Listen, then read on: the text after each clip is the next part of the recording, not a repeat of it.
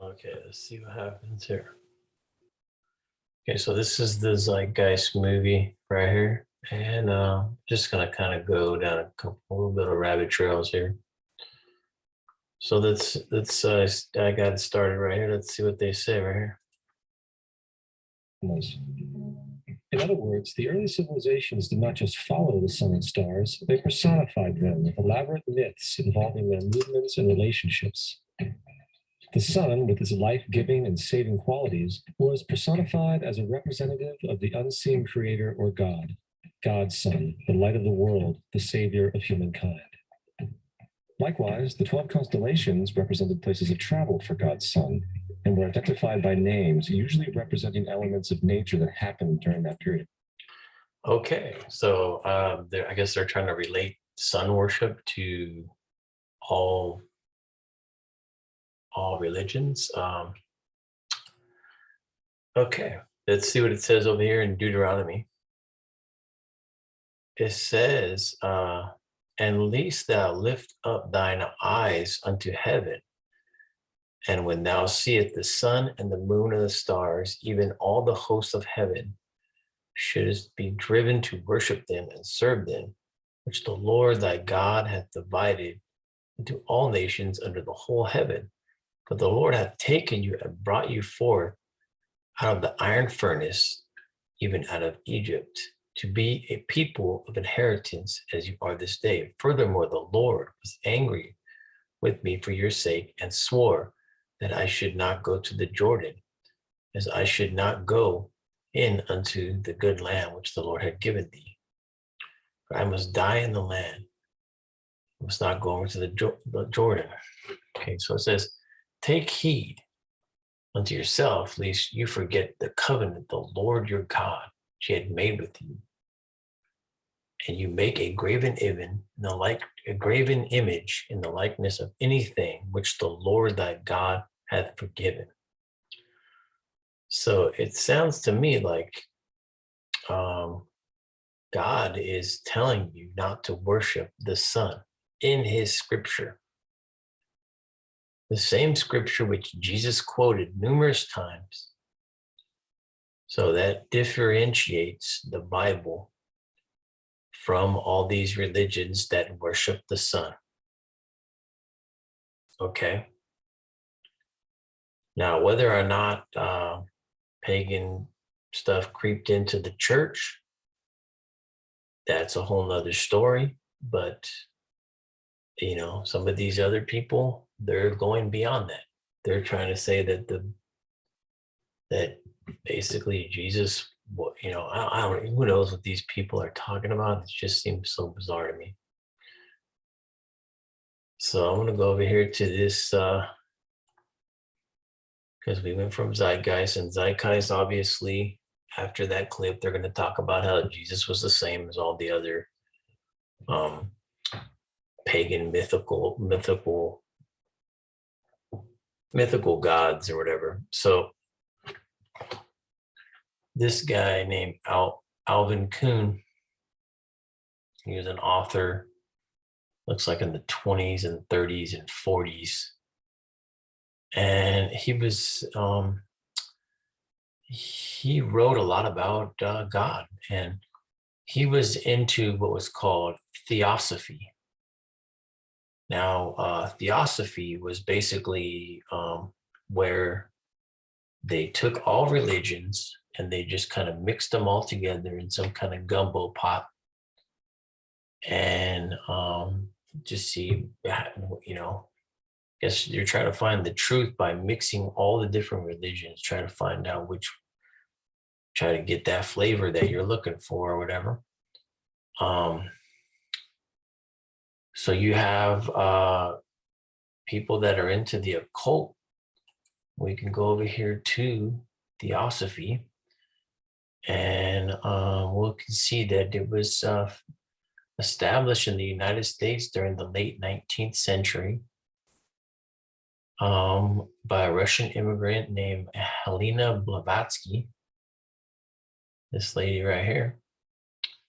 And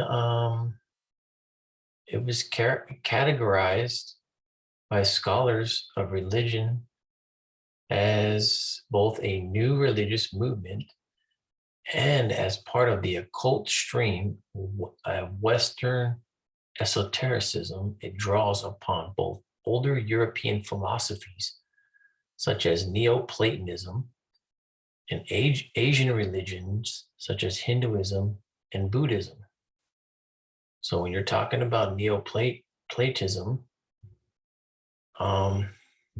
it's kind of a hard thing to understand, but I would go as far as say that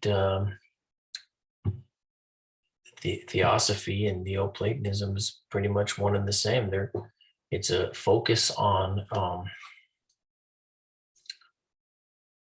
I believe it's a focus on making the individual divine or something like that. I don't really want to get into this, but basically, again, this is just a mixed match of all these different religions, and you're trying to find a little bit of truth in all these religions, and that way you're going to build your foundation upon religions that just do not match. And I guess you're going to pull stuff out of this one, you're going to pull stuff out of this one, and you're going to try to say, okay, they're all the truth. And I would go as far as to say that most of the occultist religions and pagan religions are doctrines of devils. I would say that.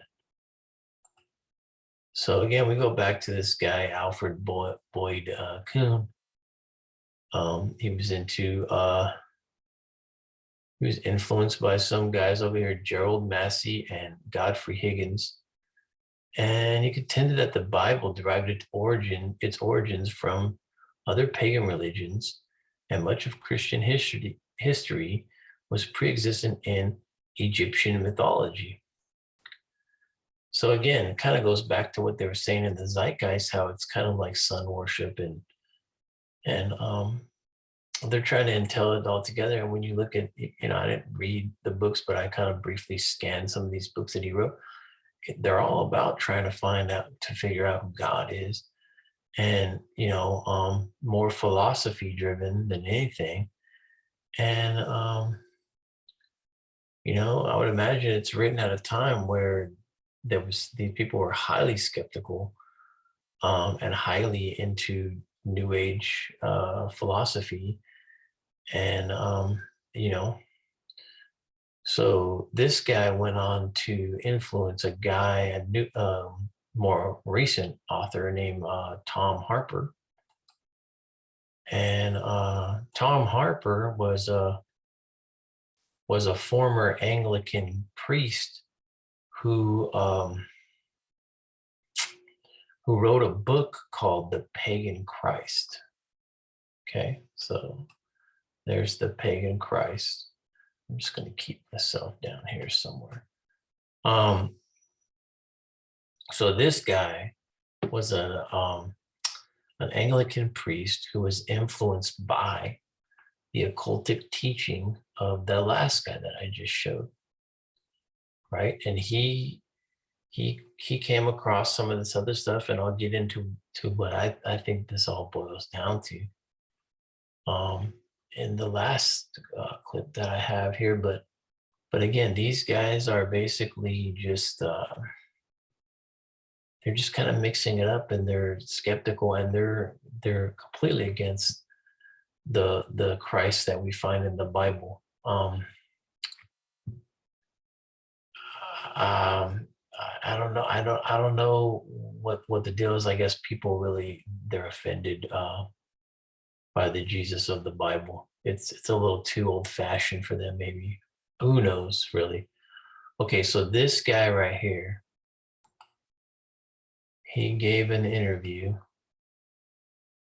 Oh, I messed up right here. Hold on for a second. I had it set up before. Let's see if I can start right here.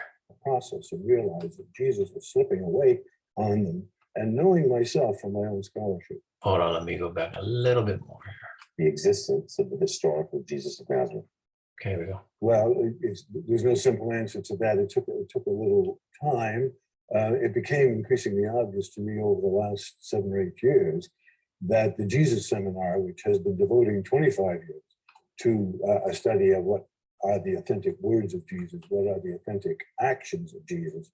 We're paring it down to smaller and smaller amounts, to the point where about 18%, I think, of what he said they thought might be authentic, and about 17% of what he is said to have done might be authentic.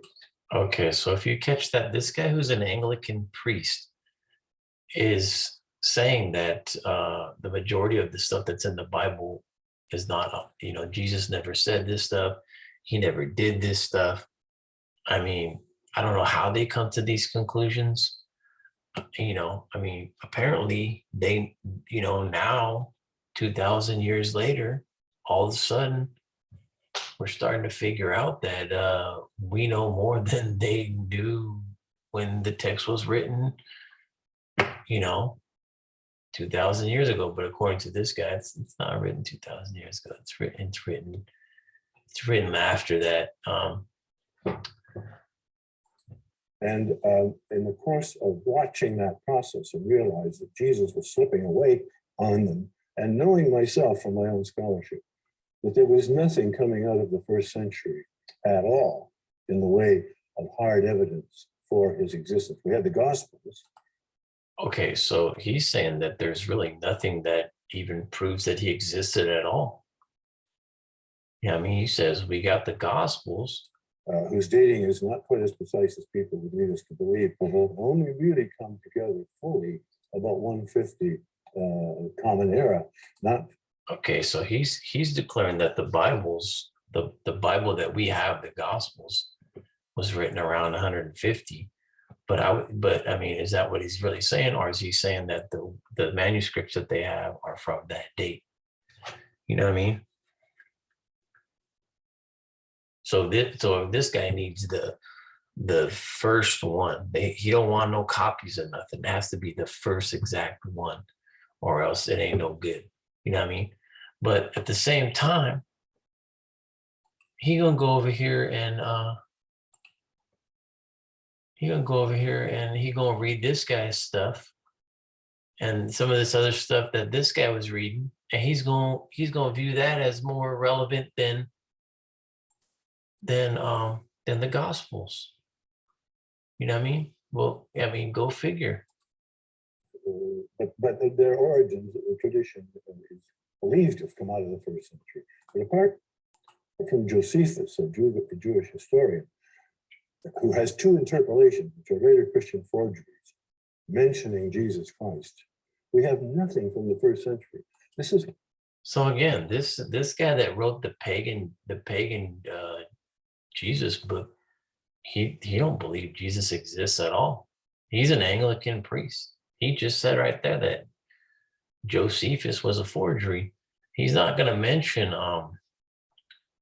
the early church guys, like Irenaeus and Justin Martyr, or I can't remember all the names of these guys, but these guys were writing stuff about 125, and they were authenticating which parts of the Bible were authentic. The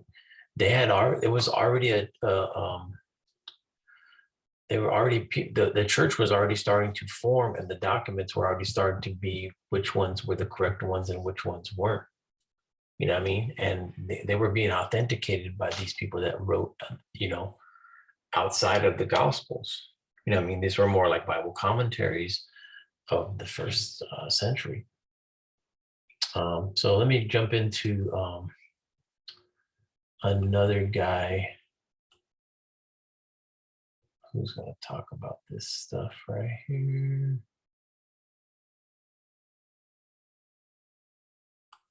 Let's see what he says.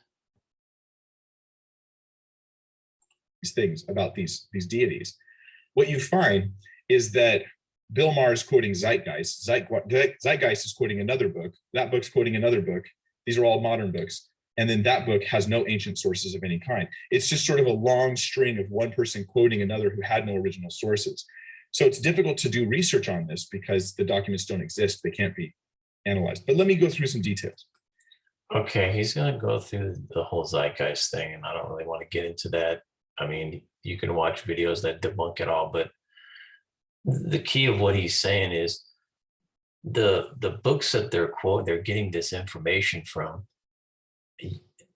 they're not from antiquity. They can't be sourced from antiquity. These are basically stuff that the sources don't, the rabbit trail doesn't go as far back as you need them to go, basically, is what he's saying. And you don't know what the original is. I mean, I can play it again.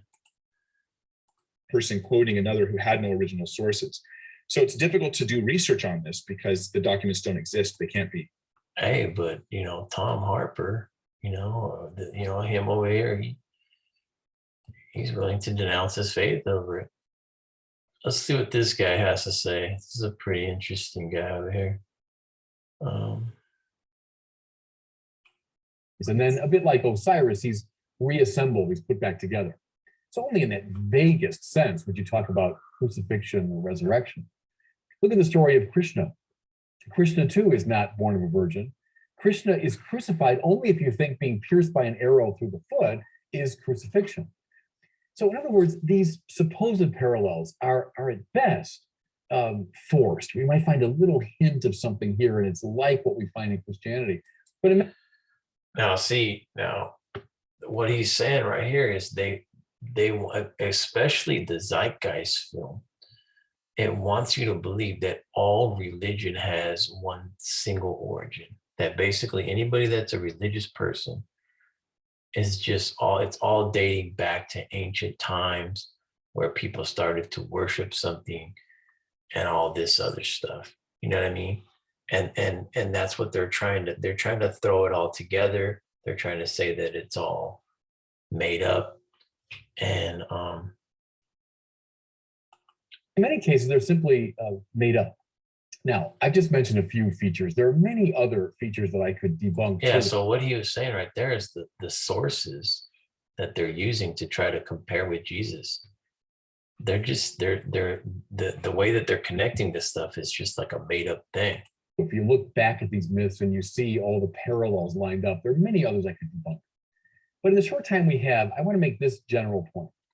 There's a major distinction between the nature of mythic literature and the nature of biblical literature. Myths are literary expressions of the great natural necessities, or they're literary expressions of great fundamental political and social realities. And they serve thereby a very important function. They help people to understand their position in the world. A very good example is the Osiris-Horus myth. The Osiris-Horus cycle is all about the ebbing and flowing of the Nile. It's about the natural rhythms and necessities that make Egyptian life possible. They're also about the majesty of the pharaonic government. So they're ways of helping people understand these basic necessities of life. Okay, so what he's saying here is there's a big difference between what's considered a myth, right? Mythology, and what's considered what's in the Bible there. Mythology is pointing more towards nature and how nature relates to what's going on around you, and also social and political explanations in the culture that you're living in.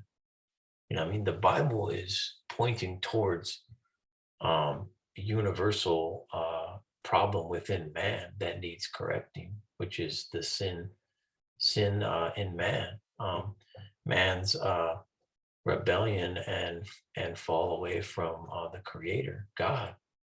You know, so it crosses cultures. The Bible crosses all cultures and crosses all different religions. You can't relate all of them together because the Bible's talking about something that is far different than these other religions. So I think you would find that across the board with mythic literature. And again, I like the myths. The myths are great, but the Bible is different. Look, for example, precisely because the myths celebrate the natural necessities, they celebrate the glories of social realities, the myths tend to deify these things. So you find in mythic cultures a tendency to deify nature or to deify the civil government. That's right, and the Bible doesn't do anything like that. The Bible does not do anything like that. In fact, if you think about it, Jesus himself, he frees you from the tyranny of the government. You know what I mean? And the fact that people were looking to man to rule over them. You know what I mean? I mean, we need government to create civil order and order within society through laws and stuff like that. But government should not be something that's deified and looked towards, or like a king or something like that. And religion, or I mean Christianity or Jesus, he expelled all of that. And if you think about it, I don't understand why so many of these people want to act like, Jesus is such a huge conspiracy. Because if anything, the elite or the higher up, Jesus is the Christianity is the biggest threat to them ever. You know what I'm saying? Then there is the Bible. The Bible does the opposite. The Bible is eminently clear that the heavens proclaim the glory of God, and the rhythms of the earth can speak of God, the creator, but the earth is not God. More to it, the king can be a representative of Yahweh. The king can be the anointed of Yahweh, but the king is not God. That's right. And the government's not God. The Bible is suspicious of this mythic move. Interesting how he mentioned kind of what I mentioned earlier and what Zeitgeist was trying to talk about. Where the Bible does not talk about you worshiping the sun at all. You know what I mean? It doesn't tell you to do that. So we go back to Mr. Tom Harpur here, and he's going to say some other stuff right here. Why there was such a big furor about finding the supposed ossuary of James, the brother of the And we had it at the Royal Ontario Yeah, we Museum. had it wrong. All the scholars happened to be meeting here. Everybody was beside themselves because here, for the first time in this little box that held bones, they thought they had something from the first century that was outside. So I guess he's talking about here they some kind of archaeology that they thought that they had that was going to authenticate everything, and it was proven to be a fraud. But I mean, is that really what he's talking? I thought he was talking about debunking the Bible and debunking Jesus here. Went up in sheer smoke and flames once they actually got down to looking at it. They realized it was a forgery. So I realized there was very little. I'm interested in evidence. If it's going to be history, let's have evidence. Again, this guy says he's interested in evidence, yet he turns to people like this, right? Let's keep it going. The funny thing was, when the farther the church got away from the supposed time of Jesus' life, the more sure it became of what went on. The closer it got to that supposed time, the more vague it became. That's a very Okay. This guy, he's not really being clear with what he's trying to say here. If he's talking about the farther they got away from Jesus, the more corruption came into the church, I would completely agree with him. Completely agree with him. But if he's talking about, I don't know, I guess the Bible, it became corrupt or something, or something to that sort, I beg to differ, and I don't know where he's getting his information from. I mean, the reverse of what happened with any truly historical preacher. I want to get into evidence, but first you called your book The Pagan Christ. What do you mean by that? Well, this is partially to still continue the answer to your original question. I, at this point, about 3 years ago, was sent by a chap whom I didn't know, but it was a United Church clergyman, some material. He said, I think you should look at this material. And when we started to read it, I realized I was looking at a payload of fact, of evidence that. okay, so he was looking at what he just called fact, right? He's kind of sounding like one of these atheists now that will say that, oh, we now know. So he said that they gave him some information that was authenticated as a fact. This is the same guy that just said the Bibles that we have, they only date back to 150 AD or whatever like that. So what exactly did you find? Did you find something that predates that? You know what I mean? Is that what you're saying? Or are we talking about this stuff again? Or what are we talking about here? You know what I mean? that I'd never seen in my life before. And as I examined this, at first I thought it can't be, and as I went on, I realized cumulatively it was. And it was proof that prior. So here he goes again. It was proof. So this guy is saying that he has authentic proof, right? He said fact before, he said proof now. Okay. To the 3rd and 4th centuries, Christianity had been very different from the way it was after Constantine, the Council of Nicaea, and the 4th century. That a big change had taken place.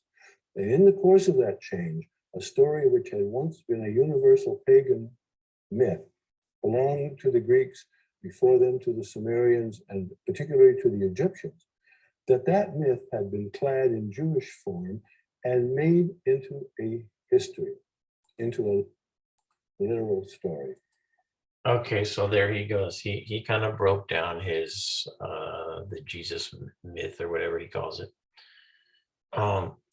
So again, if you're talking about how pagan stuff got mixed in with the church again, I'll agree with that. I'll agree. You know, there's some weird stuff that got mixed in with the Catholic Church and all that other stuff. But I mean, if you're talking about how the text mixed in pagan mythology, now I don't know how you're backing that up, dude. Like literally, like you're just kind of going off on a far reach here. Now again, so he's saying that when Constantine came in, and then the Council of Nicaea, they changed the Bible or something like that, or the church changed or whatever like that. Okay, so now let's go over here to the Bible, and we'll do. It's not that hard to research this stuff. So it says that the King James.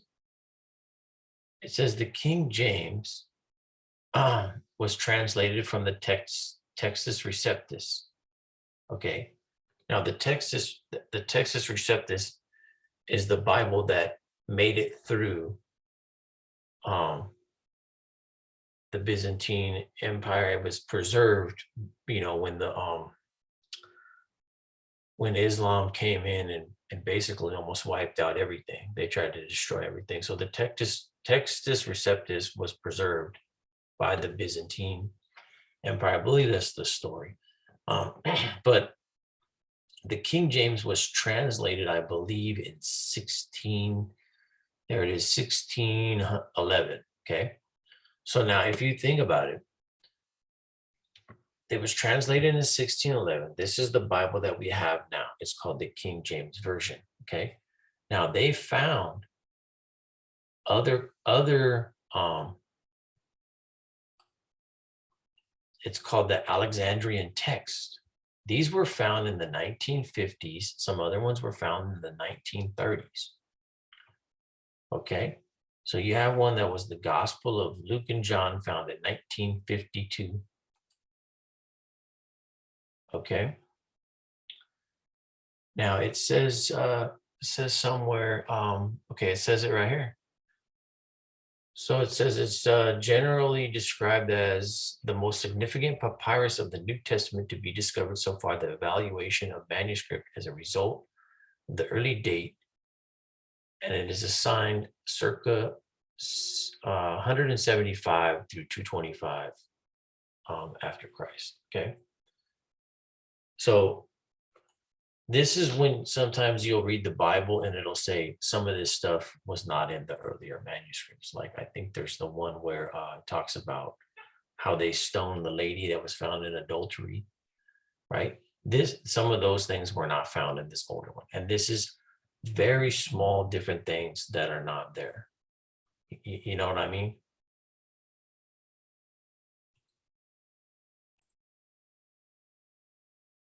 Okay, so other than that, this is the same Bible as the King James Version. So a Bible that they found in the 1950s is the same Bible as the King James Version. It's untampered. Okay. There's other ones too. They have the one that I just showed you, the Gospel of Luke and John.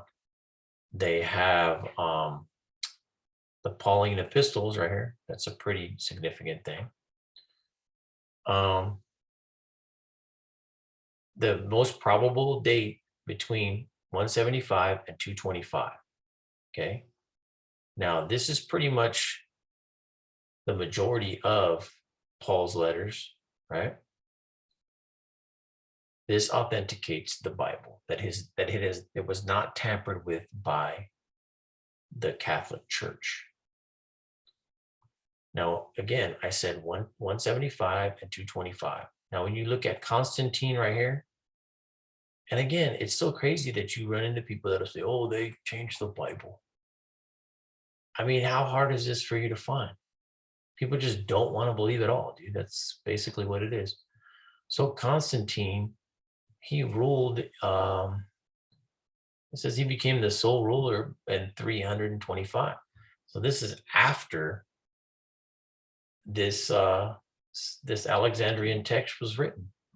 So that stuff was preserved that whole time. And meanwhile, the stuff that made it through, that was the stuff that made it through the Roman Empire, or the Holy Catholic Church, whatever you want to call it, that was translated into King James Version, matched the stuff that was hidden and found, the same Bible. Now, the other thing that you can think about too is maybe it's possible that what this guy is talking about is what's called the Gnostic Bible. Okay. He doesn't mention that. Now, the Gnostic Bible is, they condemned it as heresy. And what it is it brings in things that are not, they're not related to the text. You know what I mean? I mean, you're talking about people that authenticated through oral tradition what was correct and what wasn't correct. And what they did was they tried to sneak in this other stuff to corrupt the teachings. And they got together and then they figured out which ones were the right ones and which ones were the ones that were the false ones. And they got rid of this stuff. Now, Gnosticism, it doesn't even correspond with the God of the Old Testament. You know what I mean? So, I mean, I don't understand what's going on here. If this is what they're talking about, if they're talking about Gnosticism, this guy over here, if that's what he's talking about, if the text that they gave him were the Gnostic Bibles, and it blew his mind, and he will, this factually shows it, and it gives proof, right? Basically, all it gives proof to you is that,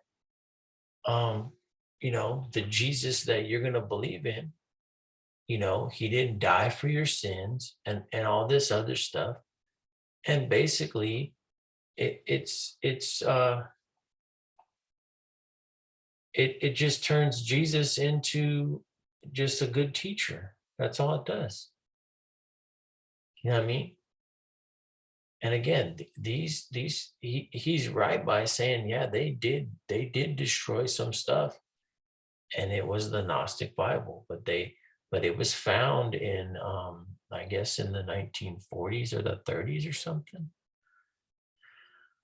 And it doesn't even correspond with the Old Testament. It doesn't at all. So, go figure. You know what I mean?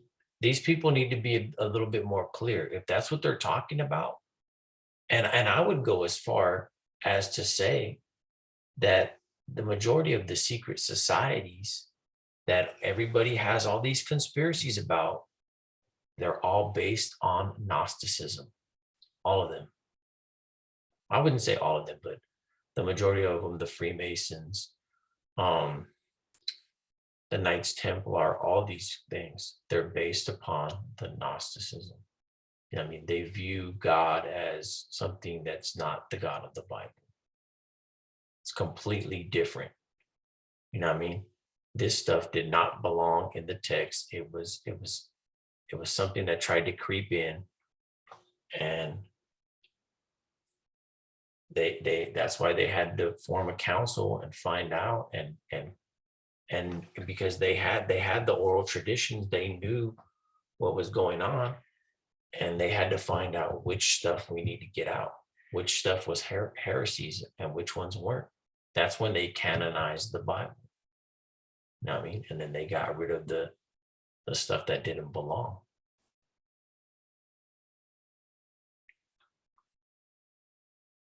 So that's it. Hopefully I did a good job at explaining some of this stuff.